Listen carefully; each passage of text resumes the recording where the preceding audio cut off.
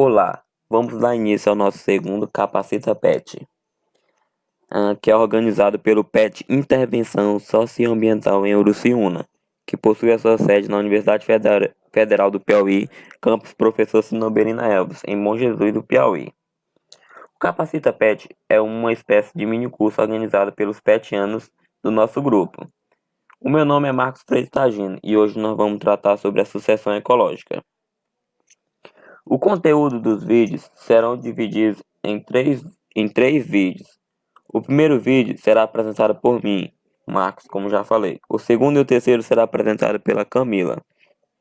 O primeiro vídeo terá como conteúdo a conceituação histórica da sucessão ecológica e também vou tratar sobre a sucessão primária e secundária. No segundo vídeo, a Camila vai falar sobre as comunidades, a sese seral, que é a forma de sucessões, e a importância da fauna. E o terceiro vídeo ela vai falar sobre o mecanismo da sucessão. Os mecanismos da sucessão, que são a tolerância, inibição, facilitação e clímax. Clímax no caso é quando chega ao final da sucessão. E não se esqueça de seguir a gente nas redes sociais. No Facebook se encontra como PET Intervenção Socioambiental em Uruciúna, UFP. No Instagram aparece como @pet5bj. Siga a gente no canal, que é Uruciúna, que é esse canal que tá passando o vídeo, e também dá uma passada no nosso blog, que é postado várias matérias legais. Não se esqueça de deixar o like. Entenda melhor a sucessão ecológica, histórico da conceituação teórica. Vamos dar início ao nosso conteúdo. Por que é importante estudar a sucessão ecológica? Bom, a sucessão ecológica é importante, pois é assunto central na teoria ecológica, as relações dos indivíduos e seu comportamento na natureza. E pode ser usado na conservação e exploração autossustentáveis de recursos naturais. Ou seja, é importante conhecer a natureza antes de começar a explorar seus recursos, pois se feito de forma errada, pode levá-la ao esgotamento. E na recuperação de áreas degradadas, uma vez que para reconstruir uma área é importante saber como a natureza se comportava anteriormente, para saber quais são os passos a seguir e chegar no clímax. Nos dias atuais, os estudos da sucessão ecológica estão sendo cada vez mais importantes, devido ao agravamento das condições ambientais nas áreas rurais, em virtude do desmatamento e posterior abandono dos campos. Diante da situação, surgiu a necessidade de recompor a vegetação original em muitas regiões. A recomposição depende, principalmente, do conhecimento advindo dos estudos da sucessão secundária, que será melhor explicada mais na frente, como já falei, e também na florística, da fitossociologia e dos solos. Mas, de fato, o que é sucessão ecológica? Primeiro, entender a evolução da conceituação teórica da sucessão ecológica é interessante aos que pretendem se dedicar à fascinante e intrigante atividade de recompor as matas nativas, pois existem diferentes conceitos de sucessão ecológica, mas eu trouxe um aqui de Odum, de 1985, que ele diz: a sucessão é o processo ordenado de mudanças no ecossistema, resultante da modificação do ambiente físico pela comunidade biológica, culminando em um tipo de ecossistema persistente, o clímax. Esse processo tem sido um dos assuntos mais estudados em ecologia, no caso, a sucessão ecológica. Explicando melhor a sucessão ecológica. Bom, para explicar melhor a sucessão ecológica, vamos dizer que é um processo espontâneo e natural, que ocorre toda vez que um novo ambiente é exposto. Neste ambiente, cada vez mais espécies começam a se estabelecer e se desenvolver, substituindo umas às outras, inicialmente numa taxa muito alta, depois diminuindo gradativamente e por fim numa taxa muito baixa. O processo depende, de um lado, da disponibilidade de propágulos e de sítios de estabelecimento, que são os fatores ecológicos, como a combinação de condições biológicas, climáticas e edáficas, e de outro do desempenho de cada planta face às condições abióticas do sítio e as interações bióticas com outras espécies de plantas e animais.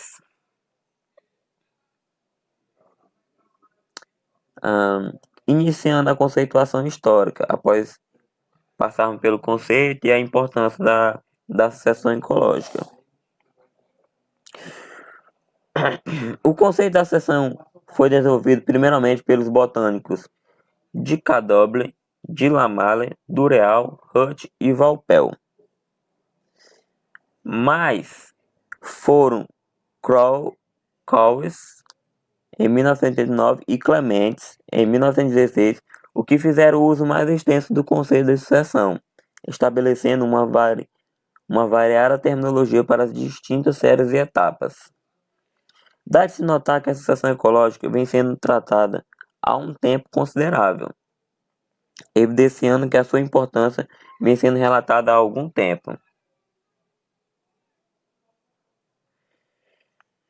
O primeiro conceito aceito foi o de Clements, em 1916, no qual ele dizia: em todas as áreas desnudas desenvolvem-se comunidades, exceto naquelas onde não observadas as condições mais extremas de águas, temperatura, luz e solo. Clements foi um biólogo botânico estadunidense. Seus estudos sobre ecologia vegetal foram fundadores da ecologia de comunidade. Esse conceito, no início, foi dado como uma lei universal. No entanto, algum tempo depois, sendo analisado por outros pesquisadores, esse conceito foi complementado e teve outros que se opuseram a esse conceito e acabaram que fizeram outros complementos. Mas quase todos os pesquisadores da época concordaram com esse conceito. Contudo, complementando aqui, Odum. Analisando os trabalhos de Clements e os estudos que já existiam na época sobre o assunto, acabou aceitando que existe analogia da sucessão com o desenvolvimento de um organismo e concordou com a descrição de sucessão de Clements como sendo um processo ordenado, razoavelmente direcionado e desse modo previsível. O resultado de modificações do ambiente físico pela comunidade, ou seja, controlado pela comunidade. Um processo culminando em um ecossistema estabilizado, clímax, com propriedades homeostáticas. No entanto, adicionou a evolução, ocorrendo ao nível de comunidade. Esse acréscimo foi descrito como neoclementiana por Miles, em 1979. Então, depois do conceito Clements, Odum fez um complemento que foi acrescentar a evolução de comunidades nas teorias de Clements, e esse novo conceito foi chamado de neoclementiciana. Bom, para que vocês entendam melhor, a conceituação teórica da sucessão ecológica não se baseia apenas em uma frase. Uma frase é apenas um simples conceito. Mas atrás daquele conceito existem diversas teorias, que são as teorias que são a base do conceito.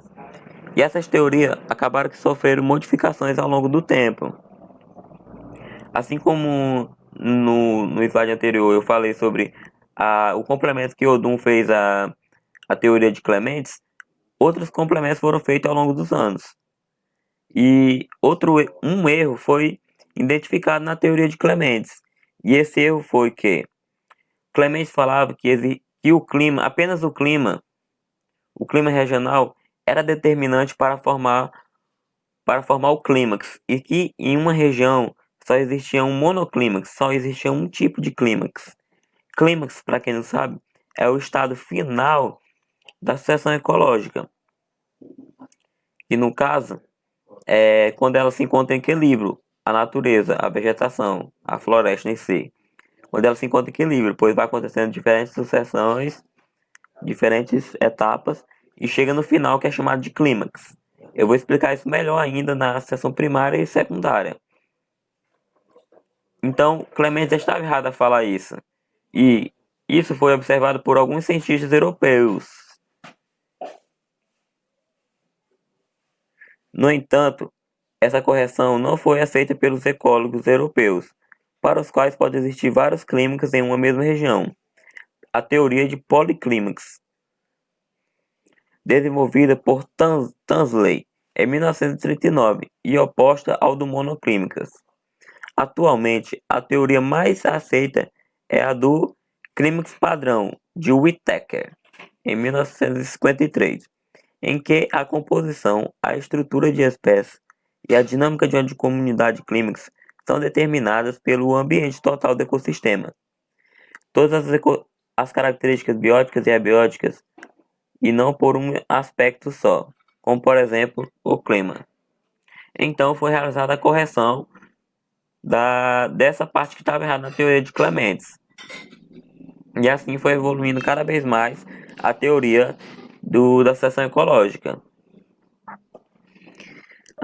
Uma grande divisão foi feita na sucessão ecológica, que foi dividida basicamente no holismo e o reducionismo. Isso começou em 1926 com um cientista chamado Smuts, que concebeu uma nova filosofia chamada holismo, baseada nas ideias de Clementes. Essa teoria falava que na qual o universo era visto como sendo construído de agregados, cada um dos quais sendo mais do que a soma de suas partes. Por este motivo, Clementes e seus seguidores são chamados de holistas.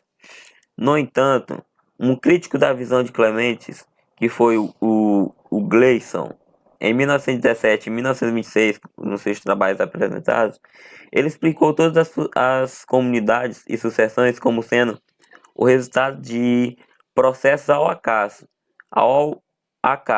culminando em formações não ordenadas. A vegetação de um local passou a ser produto da soma da distribuição de todos os indivíduos que o habitam, e isso ficou conhecido como reducionismo. E esse reducionismo era baseado nas ideias de Charles Darwin, um famoso cientista que todos devem conhecer. Desde então, a compreensão da sucessão passou a ser importante por duas razões. A primeira é conceitual, considerando-se o desenvolvimento da ecologia como ciência, e a segunda, mais pragmática, em razão de seu enorme potencial de desenvolvimento de programas para a conservação e exploração dos recursos biológicos. Todavia, o conceito de sucessão tem mantido uma característica controversa, conforme abordado anteriormente, envolvendo a confrontação entre o holismo, que enfatiza a unidade e integração da natureza, e o reducionismo, no qual o acaso e as interpretações darwinianas dominam. A teoria reducionista propõe que todos os fenômenos complexos podem ser explicados pela sua redução em expressões as mais simples possíveis e que todos os fenômenos biológicos podem ser explicados por simples leis físicas. Outro personagem importante foi o pesquisador Finnegan, com as suas observações feitas no ano de 1984 sobre as teorias holista e reducionista. Ele afirmou que as duas teorias têm em comum o fato de considerarem o ciclo de vida das árvores e que a maior distinção que pode ser feita entre as espécies participantes da sucessão está entre pioneiras, que são espécies que geralmente proeminentes em áreas abertas e ausentes em florestas fechadas, e árvores das florestas, que são os indivíduos que contribuem para a formação do dossel da floresta nativa.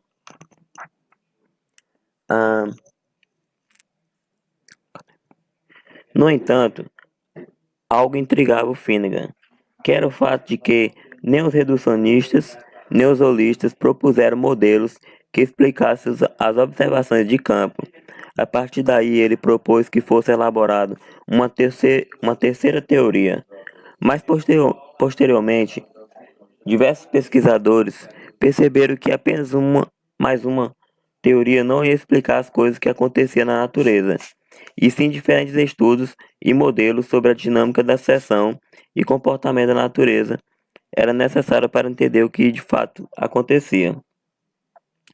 Logo, modelos para entender a natureza foram expostos, como de tolerância, inibidores, facilitação, entre outros, que serão melhor explicados nos próximos vídeos, e também outros diferentes estudos sobre o comportamento da vegetação da natureza no campo eram necessários para melhor entender a seção ecológica.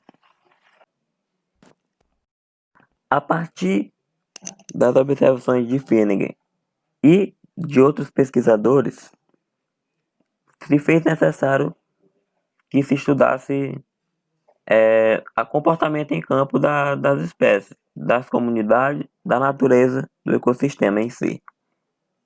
Então eu trouxe agora um breve resumo de alguns estudos que foram realizados. Eu trouxe 3 estudos que foram realizados sobre a natureza. O primeiro é de Al Brevely. Ele estudou em 1938. Ele estudou a dinâmica das comunidades maduras. Sugeriu que a variação espacial da riqueza de espécies de árvores nas florestas tropicais pluviais seria mantida pela variação temporal da composição de espécies em um dado local. Al Brevely concebia a floresta como sendo um mosaico de agregados de indivíduos de diferentes espécies e em diferentes estádios de uma sucessão cíclica. Essa teoria ficou sendo conhecida como do mosaico ou da regeneração cíclica. Dá de se perceber que algumas pesquisas já foram realizadas antes mesmo de saber que a seção ecológica tinha que ter esses estudos para complementá-la. Então, depois que perceberam isso, foram juntando todos os estudos que existem sobre a natureza para que complemente a seção ecológica. Outro estudo foi o de Watts. Baseando-se também nos processos de regeneração natural, Watts, em 1947, propôs um modelo no qual as mudanças de padrão espacial são dirigidas pelo ciclo de vida dos próprios indivíduos, assim que passam através das suas fases de crescimento de pioneiras, de construção, de maturidade e de degeneração. O modelo de Watt é atualmente denominado de ciclo de crescimento florestal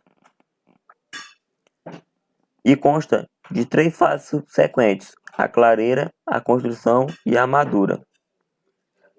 Essas fases não são estanques e estão em contínua transformação na fase seguinte, com exceção da primeira fase e da clareira, que é o ponto de partida para o processo sucessional. Outro estudo feito foi o de Bazar, em 1986. Em resumo do seu estudo, ele concluiu que a luz, a temperatura, a umidade, os nutrientes da herbivoria estão entre os fatores que afetam a germinação, a fotossíntese e o crescimento das plantas, e que precisam ser considerados como parte do ambiente no qual a regeneração ocorre. Então, fazendo um breve resumo do que foi tratado, ao longo do tempo, o conceito de seção ecológica ele foi passando por mudanças. O conceito é advindo de teorias e de estudos. Então, esses estudos foi passado por diversas modificações até que chegasse nos dias atuais, que hoje sabemos que existem as teorias sobre a seção ecológica e que essas teorias são complementadas através de todos os estudos e observações feitas em campos. Que sem as observações de campos é impossível saber o que é a seção ecológica. Não dá apenas de falar que, como nos zoológicos falavam, que era um conjunto de agregados que formava todo o ecossistema, toda a comunidade em si. E nos reducionistas falar que tudo ocorreu ao acaso. As coisas não acontecem ao acaso, tudo existe padrão na natureza e tem que ser observado para que possa ser expressado em pesquisas e estudos. E assim poder ajudar na exploração da natureza, na conservação e na recuperação de áreas degradadas.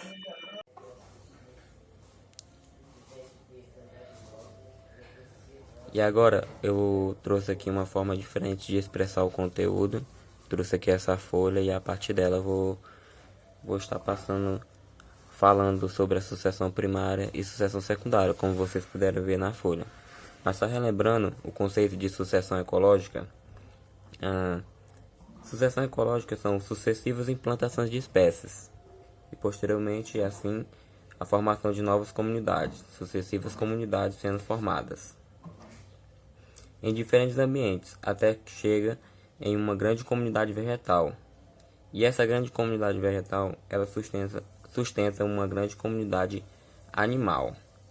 Quando a sucessão ecológica se encontra estável, ela é conhecida como clímax. E essas sucessivas implantações de espécies formando novas comunidades é conhecido como estágios serais.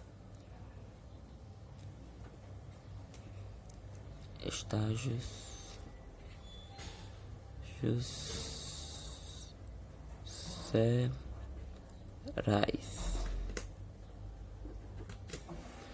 Nos próximos vídeos vai ser falado melhor sobre isso, mais detalhadamente. Bom, vamos partir aqui para o que interessa, que é falar sobre a sucessão primária e sucessão secundária. Como ocorre, de certa forma isso aqui é a parte prática da sucessão ecológica, como que ela ocorre. A sucessão primária é a sucessão que ocorre em ambientes que não possuíam comunidades biológicas instaladas e que apresentam condições desfavoráveis ao estabelecimento de vida.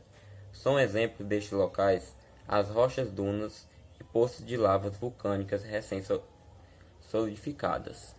Já a sucessão, aqui voltando, aí aqui é representando um local desse que eu citei, por isso não tem nada, é só a rocha em si. Já aqui a sucessão secundária ocorre em ambientes que foram anteriormente habitados com grandes florestas, mas aconteceu alguma perturbação, como queimada, desmatamentos, e ficou sem a sua vegetação original, tendo tendência a se estabelecer como floresta de novo, caso não tenha interferência. Na sucessão secundária é mais fácil de ocorrer a sucessão do que na primária. É bom ressaltar que em ambas as sucessões podem evoluir até se formar um bioma ou ecossistema, que é conhecido, como já falei, como clímax. Clímax nada mais é um estágio em equilíbrio. Não precisa mais acontecer sucessões, mas ele tem que ficar fazendo seus ciclos lá para que continue de forma equilibrada. Isso é chamado de homeostase, quando se encontra no clímax. Homeostase.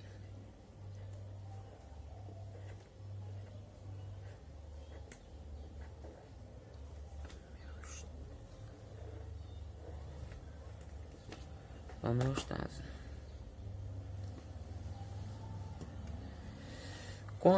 Para nós entender melhor sobre a sucessão primária, eu vou falar aqui como que ela ocorre. Para que o ambiente na sucessão primária consiga chegar no clímax, precisa sofrer uma série de alterações, que são geralmente ocasionadas por espécies pioneiras. As espécies pioneiras são espécies que conseguem alterar o meio ambiente de maneira que ele consiga ficar mais ou menos habitável. Uma das principais são os líquens. Então, para nós entender melhor, as primeiras espécies que ocorrem são os líquens na sucessão primária, que antes não era habitável, porque eram rochas cavidades perto de vulcões, etc. Os líquens não são apenas um ser vivo, é uma associação mutualista entre o fungo e uma alga. Então, vamos escrever isso aqui. As primeiras plantas que aparecem são as plantas pioneiras, né? Que um exemplo das plantas pioneiras tá aqui, pioneiras.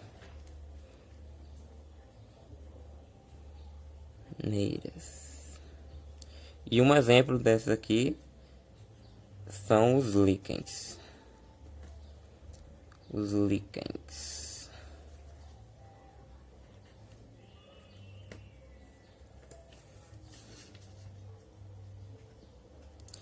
E os líquens não é só uma espécie, mas sim uma associação mutualista entre fungo e alga. Eu vou colocar aqui também, que é igual a fungo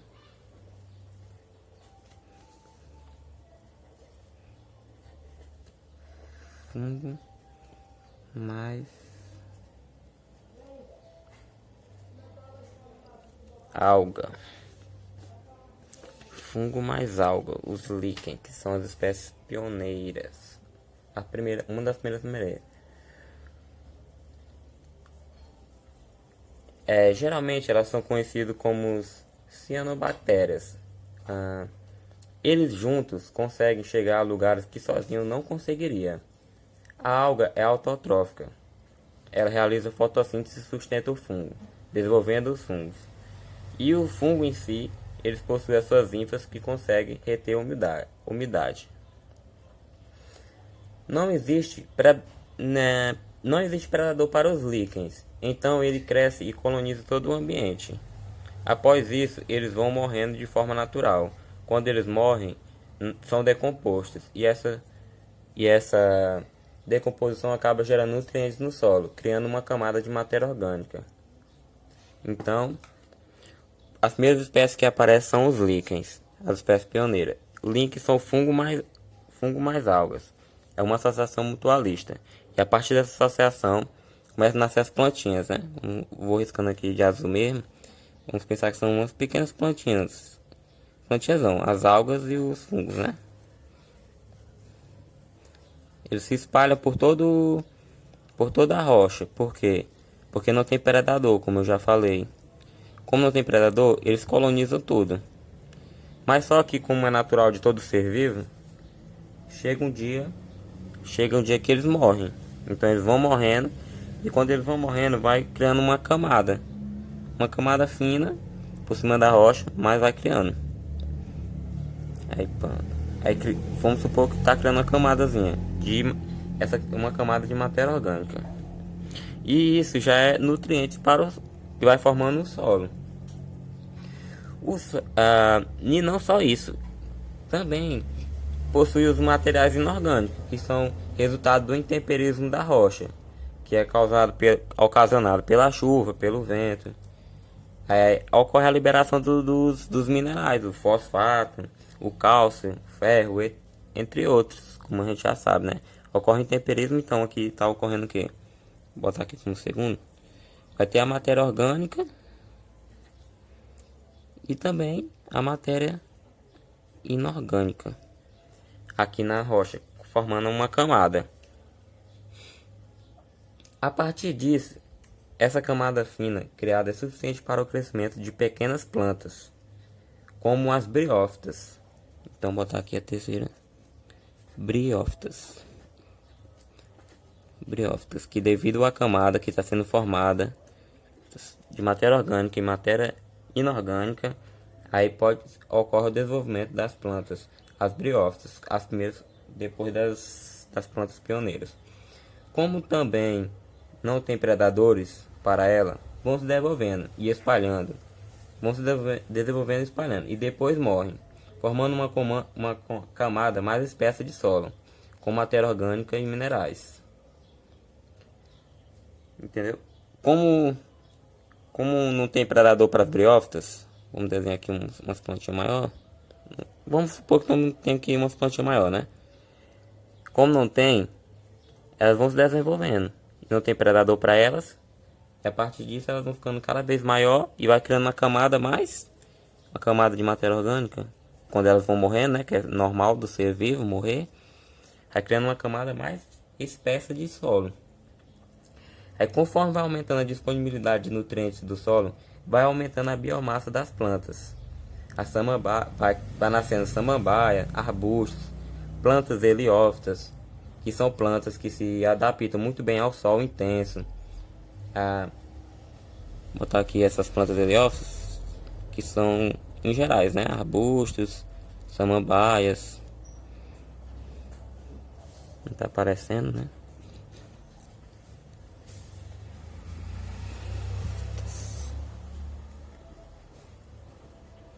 Plantas heliófitas, que são plantas que se adaptam muito bem ao sol, que são arbustos, samambaias, como eu já falei. Essas plantas atraem alguns animais por causa dos seus frutos e trazem sementes de árvores que vão se estabelecer naquele local, que vai assim atrair mais animais, acontecendo muito mais desenvolvimento do ecossistema até chegar no ambiente clímax. Então, quando começam a nascer essas plantas heliófitas, já são arbustozinhos. Aí vai tendo alguns frutos nessas plantas heliófitas, que vai atrair alguns animais, pássaros, entre outros. Esses animais, possivelmente, eles vão trazer algumas outras sementes de árvores maiores. E a partir dessas sementes, como já se formou aqui um solo mais espesso, camada de matéria orgânica e inorgânica, vai formando assim um ambiente até chegar no ambiente clímax, na comunidade clímax. Lembrando que isso aqui não ocorre em décadas, nem em anos, aqui é em milhões, milhares e milhares de anos. Chega até a ser milhões de anos para poder ocorrer todo esse processo aqui que eu expressei aqui na seção primária. Agora nós vamos passar aqui para a seção secundária, explicar melhor. A seção secundária, como eu já falei anteriormente, ela já foi habitada por uma grande floresta que se encontrava em ambiente clímax. Mas por algum motivo, provavelmente por interferência humana, ela acabou sofrendo uma perturbação, como desmatamento, queimadas, principalmente para o agronegócio, pecuária. Isso ocorre muito ultimamente, é uma das grandes preocupações dos ambientalistas, pois acabam extinguindo os habitats de diferentes espécies, podendo levar elas à extinção, caso as espécies sejam endêmicas de um determinado local que foi invadido. Talvez, de forma natural, essa área pode se recuperar. Depende do tanto que foi devastada, pois tem alguns produtores que acabam utilizando a área, todos os seus recursos até se extinguir. Quando eles cansam daquela área, eles vão para outros lugares. Se ainda tiver uma formação de solo, provavelmente vai ter a formação da floresta de forma natural durante as próximas décadas. Isso ocorre porque naquele local existia um banco de sementes. Esse banco de sementes foi jogado ali pelas árvores durante milhares de anos. Essas sementes, fisiologicamente, elas são programadas para germinar de diferentes tempos. Então aqui vou colocar com um pincel. Aqui naquele local, que já foi uma floresta antes, por isso que tem esses verdinhos aqui, pode ser graminhas ou algo do tipo. Já existe um banco de sementes da floresta, mesmo depois de ser devastado ali para ser substituído por uma produção rural ou algo do tipo. Existe aqui um banco de sementes. De forma natural, ela vai se recuperar a partir das décadas. Mas para que isso ocorra, tem uma sequência das plantas que nascem. Primeiro, as plantas que nascem. Essa sequência é muito simples. As primeiras plantas a nascer, lá na associação primária, são as plantas heliófitas.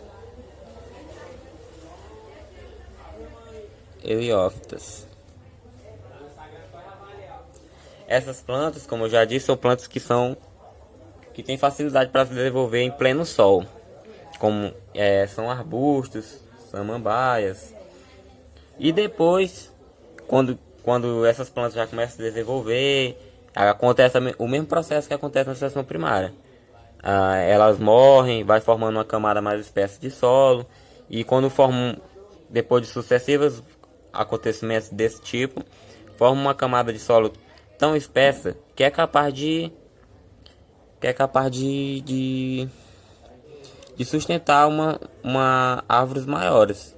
E lá, diferente lá da seção primária, não precisa que animais tragam, porque nos processos da seção primária, os animais têm que ficar trazendo. Tem que trazer até as sementes mesmo das plantas heliófitas, que eu acabei não falando. Animais ou outros vetores de dispersão de sementes. Depois que os arbustos nasceram, morreram sucessivamente, aí acabam que formam uma camada mais espessa de matéria orgânica. E como já existia solo ali, não é muito tempo para que isso ocorra. Já no processo da primária, são milhares de anos. Aqui são questões de décadas. E depois, as segundas plantas que vão nascer são as umbrófilas.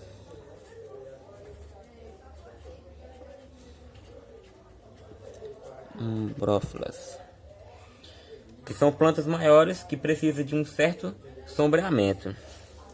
São as árvores em si. Que, como já tem as plantas heliófitas, que são também, acho que são conhecidas como plantas pioneiras quando a gente está estudando no curso normal, elas sombreiam as plantas umbrófilas e que se desenvolve devagar, mais devagar, e depois que forma a floresta. Esse é um processo lento, mas não tão lento quanto a sucessão primária. Mas como o solo já existe, acontece mais rápido que a sucessão primária. Após algumas décadas é possível conseguir recuperar a área, voltando os animais não extintos e a vegetação pelo agronegócio. E por fim, nas duas sucessões, é formado o ambiente clímax, tanto na sucessão secundária quanto na sucessão primária, no final do processo de sucessão ecológica. Bom, como já disse, esse aqui foi o primeiro vídeo. Bom, galera, nós estamos chegando ao fim do nosso vídeo. E esse aqui foi o primeiro vídeo que eu tratei sobre a conceituação histórica e a associação primária e secundária. Terão mais 2 vídeos dessa série, que serão feitos pela a petiana Camila. E ela vai tratar no segundo vídeo sobre as comunidades, a sucessão ecológica, a importância das comunidades, César Ceral, que são formas de sucessão, a importância da fauna. E no terceiro vídeo, o mecanismo da sucessão, que são a tolerância, inibição e facilitação. E também vai falar sobre o clímax, que é o estado final da sucessão ecológica. Bom, galera, como eu já falei, e vou repetir aqui, não se esquece, se você gostou do vídeo, ou se você gosta do nosso trabalho, não se esquece de seguir a gente na rede social, no Facebook, no Instagram, e acompanhar nós no blog também. E esse é o nosso canal Ursinho Uno. Se você não é inscrito, se inscreva e deixa o like. Essas foram as referências pesquisadas para a realização do vídeo. Teve baseado em alguns vídeos também do Me Salvo, no canal do YouTube. E muito obrigado pela atenção. E não se esqueça de deixar o like e recomendar para os amigos, caso você goste. Obrigado.